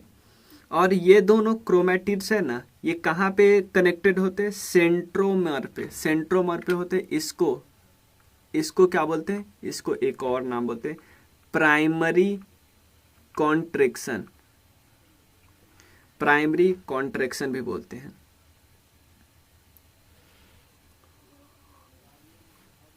हर क्रोमोजोम होता है ना, उसमें 2 क्वाइल्ड फिलामेंट होते हैं। अब उसको क्या बोलते हैं? क्रोमेनेमेटा। इस पिक्चर में नहीं दिया हुआ। हर क्रोमोजोम में 2 क्वाइल्ड फिलामेंट होते हैं, उसको नाम क्या देते हैं? क्रोमोनेमेटा। एक चीज और याद करना है, इसमें जो फिलामेंट में बीड लाइक स्ट्रक्चर होता है, बीड लाइक स्ट्रक्चर जिसको बोलते हैं क्रोमोमर्स। क्रोमेटिड्स वाला तो हमने बता ही दिया। 3 चीज और है, फिर डिस्कस कर लेते हैं, फिर यहाँ पे कुछ पार्ट हम डिस्कस कर लेते हैं। यहाँ पे देखो, ईच जो होता है क्रोमोजोम बना होता है प्रोटीन से और सिंगल मॉलिक्यूल डीएनए से बना होता है नॉर्मल। ये ऑफस्प्रिंग में जो भी इंस्ट्रक्शन है वो ऑफस्प्रिंग में पास होती है डीएनए, और ये इस तरह से बनता है कि जो हर एक लिविंग क्रिएचर को यूनिक कर देता है। कुछ ऐसे वायरस होते हैं जहाँ पे आरएनए जेनेटिक मटेरियल, नॉर्मली तो DNA as a genetic material होता है, लेकिन आरएनए अगर जेनेटिक मटेरियल है उस वैसे वायरस को हम रेट्रोवायरस बोलते हैं। और एक और बहुत से प्रोकैरियोटिक में, ये सारे प्रीवियस क्वेश्चन है, प्रोकैरियोट्स में एक क्रोमोजोम होते हैं लाइक बैक्टीरिया और वायरस में, बट यूकैरियोट ध्यान देना यहाँ पे न्यूक्लियस मेम्ब्रेन नहीं होता, यहाँ पे होता है। इनमें बहुत सारे क्रोमोजोम होते हैं। एक लास्ट चीज हम समझ लेते हैं पहले, फिर बेसिक और बताऊंगा। देखो, अगर आपके पास क्राउन है तो आप किताब में क्रोमोजोम का पिक्चर देखना, यहाँ पे मैं डालना भूल गया। देखो, एक हमने प्राइमरी कंस्ट्रक्शन को तो दिखा ही दिया। देखो, एक होते हैं सेकेंडरी कंस्ट्रक्शन, ठीक है ना। इसके पास अपना जीन होता है। जीन क्या काम करता है? फॉर कोड के लिए, यहाँ पे कोड होता है इसके पास। फॉर जीन को इसके लिए राइबोसोमल आरएनए के लिए और न्यूक्लियस के लिए, इसके लिए कोड रखता है अपने पास, ये जो जीन होता है। इसीलिए इसको हम क्या बोलते हैं? सेकेंडरी कॉन्ट्रैक्शन का एक और नाम पड़ गया है न्यूक्लियोलर ऑर्गेनाइजर रीजन। और न्यूक्लियोलर ऑर्गेनाइजर रीजन वाला जो होता है ना, उसके जस्ट बाद आपको एक पार्ट मिलेगा जिसका नाम है सैटेलाइट। तो आप सिंपल समझो, न्यूक्लियोलर सेकेंडरी कॉन्ट्रैक्शन है, उसमें जीन मिलता है जो कोड रखता है किसका? राइबोसोमल आरएनए, और न्यूक्लियोलस का कोड रखता है, उस रीजन को बोलते हैं न्यूक्लियोलर ऑर्गेनाइजर रीजन। उसके जस्ट बाद आपको सैटेलाइट मिलेगा। और ऐसे क्रोमोसोम जिनके पास अपना सैटेलाइट है, सबके पास नहीं होता है, जिसके पास अपना सैटेलाइट है उसको बोलते हैं सैट क्रोमोसोम, ठीक है। और जो क्रोमोसोम्स का एंड होता है उसका क्या नाम है? एंड वाला जो पार्ट होता है, एंड जहाँ पे खत्म हो, जैसे मान लो ऐसे करके है, उसका एंड वाला पार्ट जो होता है उसको क्या नाम बोलते हैं? टेलोमर्स, ठीक है ना। क्रोमोसोम क्या करता है? हेरिडेटरी इन्फॉर्मेशन का आगे रखता है। अब एक चीज बाल्देयार ने सबसे पहले नाम दिया था capable to self replication. Diploid जो होते हैं ना, उसके पास पेयर नंबर ऑफ क्रोमोसोम होते हैं, लाइक ह्यूमन बॉडी 46 होते हैं। अनपेयर्ड होते हैं किनके? इसको हैप्लॉइड बोलते हैं, ठीक है ना। जैसे प्रोकैरियोटिक सब हैप्लॉइड होंगे। और गैमेट क्या होते हैं? गैमेट रिप्रोडक्टिव सेल होते हैं, आगे डिटेल में डिस्कस करेंगे। इसको सेक्स सेल्स भी बोलते हैं। फीमेल गैमेट का क्या नाम है? ओवा और एग। मेल गैमेट्स को हम स्पर्म बोलते हैं, तो हमें पता है। गैमेट हैप्लॉइड सेल है, और ईच सेल के पास एक कॉपी होता है ईच क्रोमोसोम का। तो मान लो ह्यूमन क्रोमोसोम के पास 46 है, उसमें जो 44 है उसको हम ऑटोसोम्स बोलते हैं, और 2 है उसको सेक्स क्रोमोसोम बोलते हैं। अगर किसी के पास XY है तो मेल है, दोनों डिफरेंस है, मेल है। XX है तो फीमेल है। यानी बच्चे का जो सेक्स डिसाइड होगा वो किस बेसिस पे? मेल के बेसिस पे। अगर यहाँ से मेल से गया एक्स और फीमेल से तो एक है आएगा एक्स, तो ये दोनों सेम होगा तो ऑब्वियसली बेटी। मेल के तरफ से गया वाई और फीमेल की तरफ से कोई भी आएगा तो एक्स ही आएगा, तो एक्स वाई आएगा तो मेल। ठीक है ना। चलिए नेक्स्ट वीडियो में हम डिस्कस करते हैं nucleic acid. Thank you. Nucleic acid, तो न्यूक्लिक एसिड सबसे पहले जो टर्म किन्होंने दिया था इनके बारे में बात है। सबसे पहले रिपोर्ट किया था फ्रेडरिक मिसर ने। तो आप यहाँ पे कंफ्यूज नहीं होना, हम लोग कंफ्यूज इसमें हो जाते हैं कि न्यूक्लिक एसिड नाम यहाँ पे इन्होंने दिया था। इन्होंने सबसे पहले क्या किया था? डीएनए को आइसोलेट किया था। जो सेल का न्यूक्लियस होता है ना, क्योंकि आपको पता है सेल के अंदर जो न्यूक्लियस है उसका पता किसी और ने लगाया है। न्यूक्लियस के अंदर जो डीएनए होता है उसको आइसोलेट सबसे पहले इन्होंने किया। लेकिन अगर आपसे पूछागा कि डीएनए का डबल हेलिक्स मॉडल किन्होंने दिया, तो ये है वॉटसन एंड क्रिक। ये प्रीवियस क्वेश्चन है।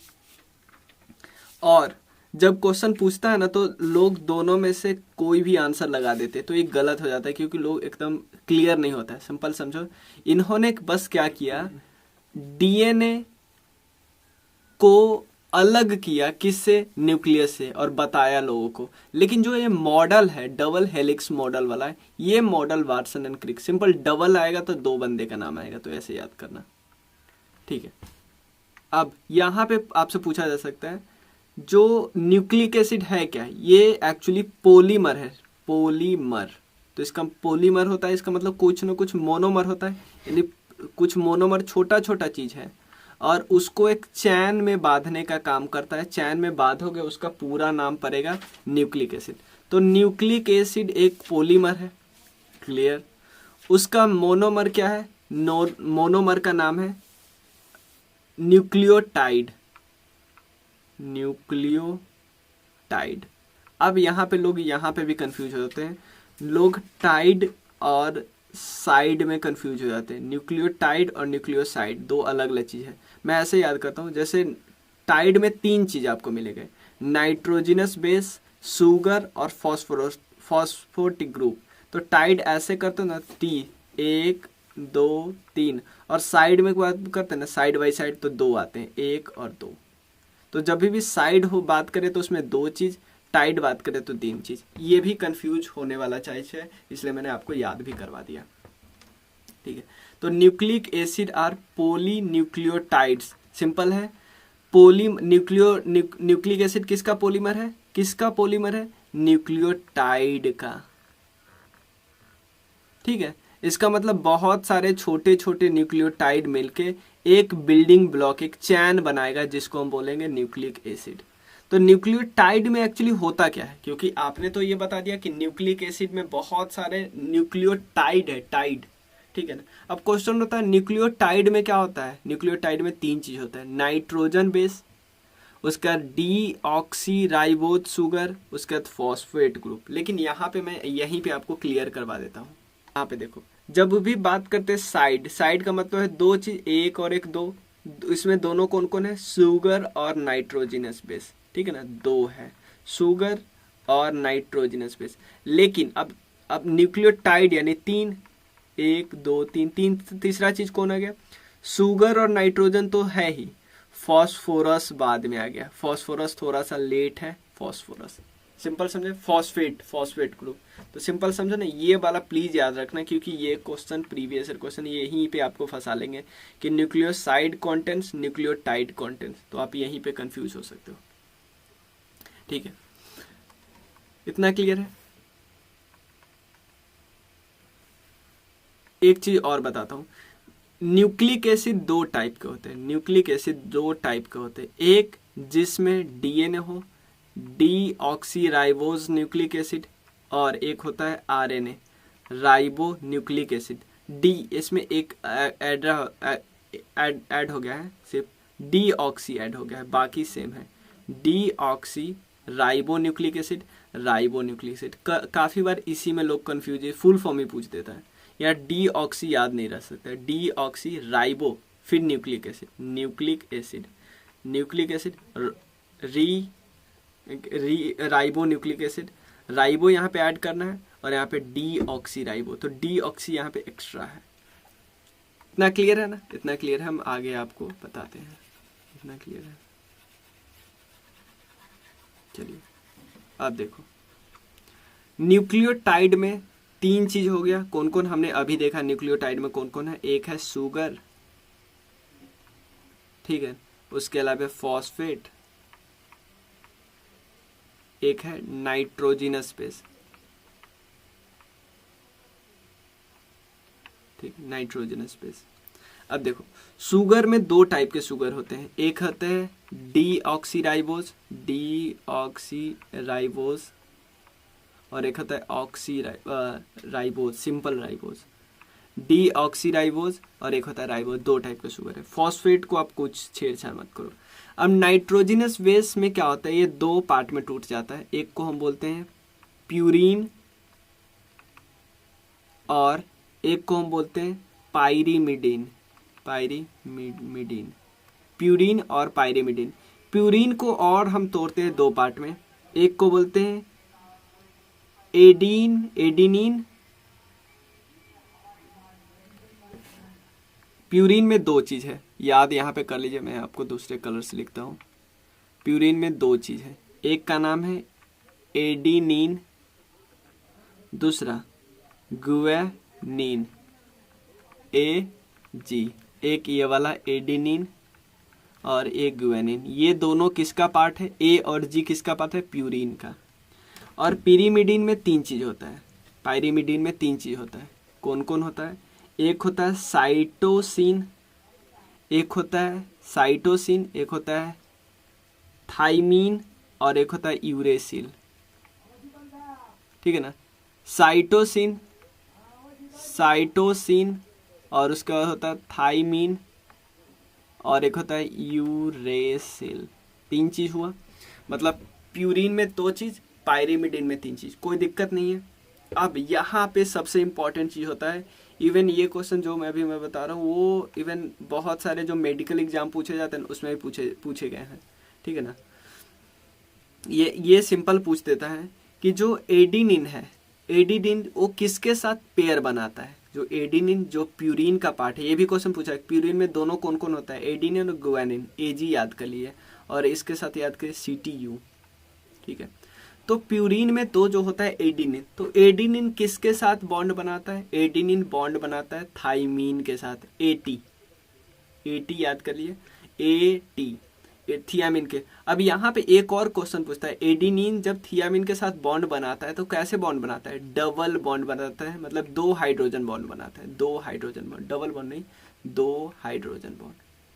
लेकिन यहाँ पे जब साइटोसिन गुआनिन के साथ बॉन्ड बनाता है तो ये 3 हाइड्रोजन बॉन्ड से बनाता है,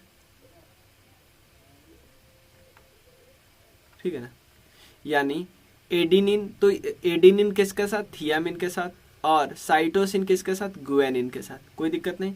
ये तो इस तरह हम कुछ याद रख सकते हैं, A double bond T, C triple bond G, इस तरह से याद हो गया। लेकिन एक चीज हम बार बार पढ़ते हैं कि भाई ये DNA तो हो गया, DNA में यहाँ पे क्या होता है? थियामिन होता है। लेकिन जब बात करेंगे RNA का ना, तो इस थियामिन के जगह पे यूरेसिल आ जाएगा, बाकी सब सेम रहेगा। ध्यान देना है, A के साथ जो T है वो DNA में है, लेकिन RNA में A किसके साथ बॉन्ड बनाता है?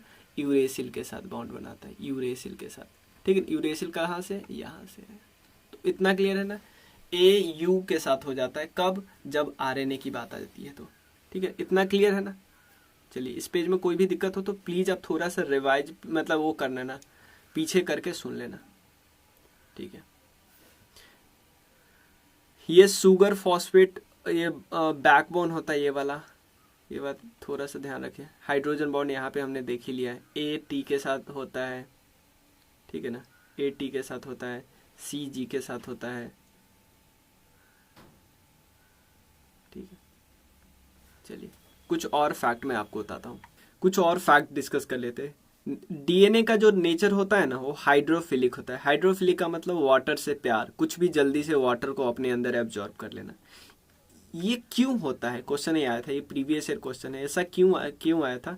क्योंकि इसमें फॉस्फेट बॉन्ड होता है, फॉस्फेट बॉन्ड होने के कारण डीएनए वाटर की तरफ अट्रैक्ट होता है। ठीक है, कंटेंट न्यूक्लियस क्या करता है, डीएनए को कंटेन करता है और जो कि जेनेटिक इन्फॉर्मेशन को कंट्रोल कर जेनेटिक इन्फॉर्मेशन को कैरी करता है, जो हेरिडेटरी कैरेक्टर को कंट्रोल करता है। डीएनए सिंथेसाइज करता है आरएनए। एक चीज आप थोड़ा सा एक पॉइंट है याद कर लीजिए, डीएनए का जो ट्रांसक्रिप्शन होता है तो आरएनए में कन्वर्ट हो जाता है। डीएनए का इसको हम क्या बोलते हैं, ये क्वेश्चन पूछा हुआ है, ट्रांसक्रिप्शन। और आरएनए का जो होता है ट्रांसलेशन होता है, ये टर्म है, तो ये प्रोटीन बन जाता है। ठीक है, डीएनए का ट्रांसक्रिप्शन आरएनए, आरएनए का ट्रांसक्रिप्शन और ट्रांसलेशन तो प्रोटीन। अब यहाँ पे उल्टा भी होता है, अगर आरएनए का रिवर्स ट्रांसक्रिप्शन हो जाए, रिवर्स ट्रांसक्रिप्शन, ये कुछ वायरस में होता है। ठीक है ना, ठीक है। और डीएनए खुद डीएनए में कन्वर्ट हो जाता है, उसको हम क्या बोलते हैं, रेप्लिकेशन, रेप्लिकेशन। तो ये 3 टर्म याद करिए, transcription, translation, reverse transcription, replication. ये सारे वर्ड हमें पता होने चाहिए। ठीक है, देखो हमने देखा था कि न्यूक्लिक एसिड 2 टाइप का होता है, एक होता है डीएनए और एक होता है आरएनए। ठीक है ना, डीएनए में हमने देखा था इसमें 3 चीज मिलता होता, पता ही है क्या क्या मिलता है। कुछ देखो डीएनए, मेजॉरिटी डीएनए न्यूक्लियस में मिलता है, लेकिन कुछ हमने देखा था ना क्लोरोप्लास्ट और माइटोकॉन्ड्रिया में मिलता है। डीएनए में जो पहले होता था शुगर, शुगर कहाँ पे कौन सा शुगर होता है, डी ऑक्सी राइबोस। यहाँ पे कौन सा शुगर होता है, ऑक्सी राइबोस। और नेक्स्ट नाइट्रोज, सबसे पहले फॉस्फेट लिखते थे, फॉस्फेट ग्रुप तो सेम होता है। यहाँ पे नाइट्रोजिनस बेस, नाइट्रोजिनस बेस, इसमें 2 होता है, एक होता है प्यूरिन, प्यूरिन में कौन होता है, एडिनिन और ग्वेनिन, ये ठीक है। और पायरीमिडीन में कौन होता है, साइटोसिन। पायरीमिडीन में एक होता है प्यूरिन और एक होता है पायरीमिडीन। हमने देखा था ना अभी, पायरीमिडीन में कौन होता है, साइटोसिनिन और थियामिन। फॉस्फेट तो होता ही। आरएनए में क्या डिफरेंस होता है, आरएनए में बस जो थियामिन है ना, उसके जगह पे बस हो जाएगा, थियामिन के जगह पे यूरेसिल, यहाँ पे लिखा ना, थाइमीन के जगह पे यूरेसिल हो जाता है, बाकी सब सेम रहता है। जिसके साथ अटैच है उसी के साथ अटैच रहेगा, लेकिन बस थाइमीन के जगह पे यूरेसिल हो जाएगा। ठीक है, यहाँ पे लिखा हुआ है कि यहाँ पे 4 न्यूक्लियोटाइड यू, ये वाला, ठीक है ना, किसके जगह पे, थाइमीन की जगह पे। एक चीज और देखिएगा कि डीएनए का जो डबल हेलिक्स मॉडल है, उसको 1953 में कौन दिया था, वॉटसन एंड क्रिक। ठीक है, इनको फिर नोबेल प्राइज भी मिला था यार, ये इंपॉर्टेंट है क्योंकि नोबेल प्राइज मिला था 1962 में इसके लिए। तो ये इन्फॉर्मेशन इसलिए इम्पोर्टेंट जाता है कि एक बंदा निकाला और बाद में उसको नोबेल प्राइज मिला, तो सोने पे सुहागा हो गया ना। चलिए नेक्स्ट हम डिस्कस करते हैं आरएनए के बारे में। और डीएनए क्या करता है, जेनेटिक मटेरियल को कैरी करता है और प्रोटीन सिंथेसिस को रेगुलेट करता है। ये भी याद रखिए, डीएनए रेगुलेट करता है प्रोटीन सिंथेसिस को। ठीक है, आरएनए की बात करें तो उसमें क्या क्या होते हैं, सिर्फ थियामिन कैसे अलग हो जाता है वो हमने डिस्कस कर लिया। अब आरएनए के कुछ टाइप्स है, डीएनए आरएनए ये सब तो हमें कोई दिक्कत नहीं है इसमें।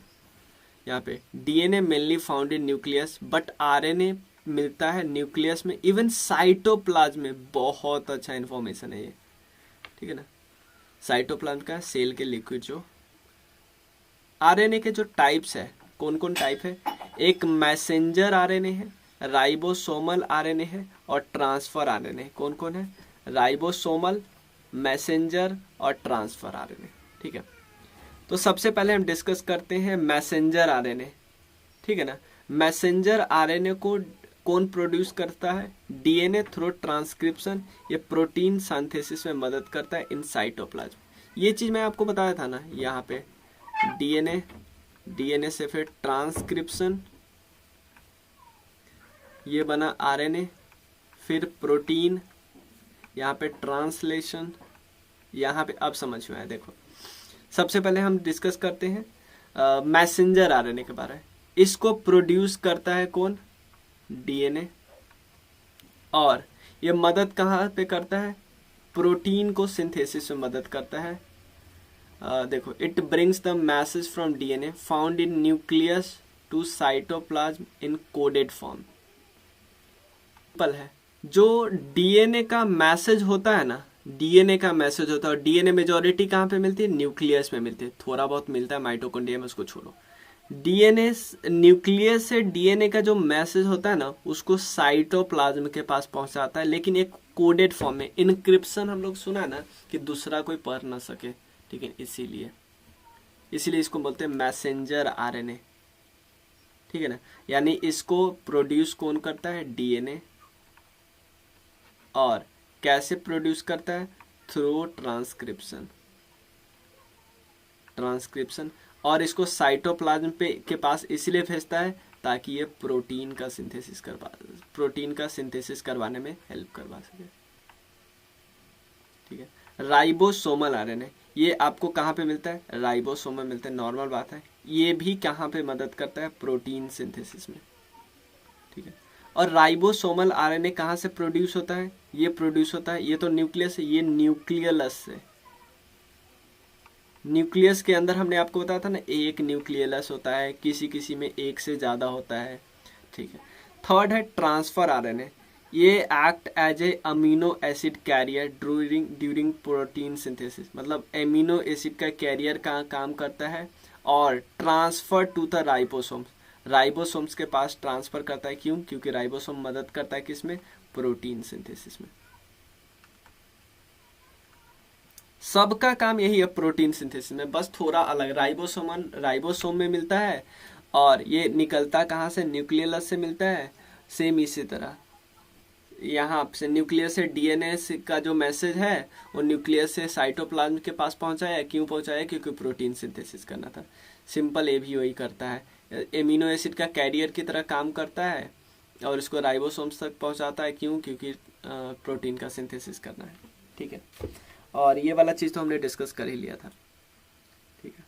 The process of copying genetic information from one strand of DNA into mRNA is termed as transcription. ये इंफॉर्मेशन, ये एक्चुअली प्रीवियस ईयर क्वेश्चन है, ठीक है ना। The process of copying genetic information from the one strand of DNA into messenger RNA, इसको क्या बोलते हैं? ट्रांसक्रिप्शन। प्लीज ये याद रखिएगा। मेन फंक्शन आरएनए का क्या होता है? सिंथेसिस करना प्रोटीन का। इसीलिए जो आरएनए का जितने भी टाइप है सब यही काम करे। अब डीएनए और आरएनए का डिफरेंस कराने की जरूरत नहीं, वो आप सबको पता ही है। नेक्स्ट वीडियो में हम डिस्कस करते हैं सेल का division. Clear? Cell division. Thank you so much.